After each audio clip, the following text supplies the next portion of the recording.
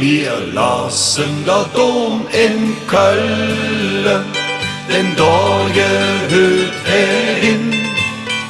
Was soll der dann woanders? Das hätt doch keinen Sinn. Wir lassen der Dom in Köln, denn da ist Hetzerhus. Und ob singen alle Platz, blieb he auch Jod in Schuss. Und ob singen alle Platz, blieb he auch Jod in Schuss. Stell dir für der Kreml stünd am Ebertplatz. Stell dir für der Louvre stünd am Ring.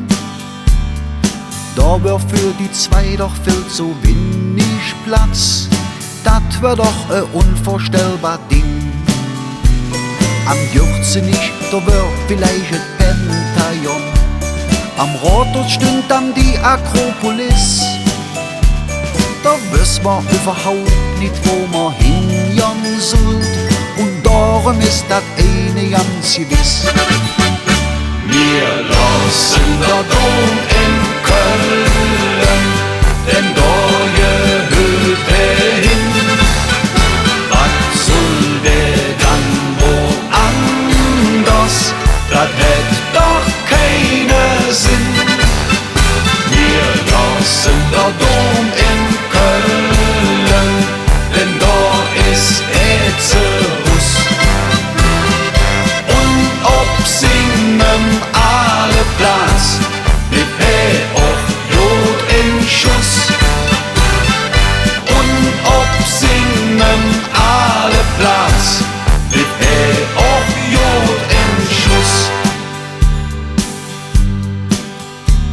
Die ihre Straße, die hieß vielleicht Sixth Avenue.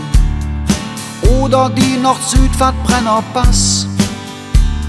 Der Mann klammert, der hieß ob einmal Zuckerhut.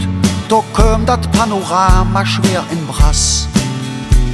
Jetzt frag ich mich, wenn damit geholfen ist, was nützt die ganze Stadtsanierung schon? Da soll doch never alles bliebe wie es ist und mir behalte unsere schöne Dom. Wir lassen der Dom in Köln, denn da gehört er hin.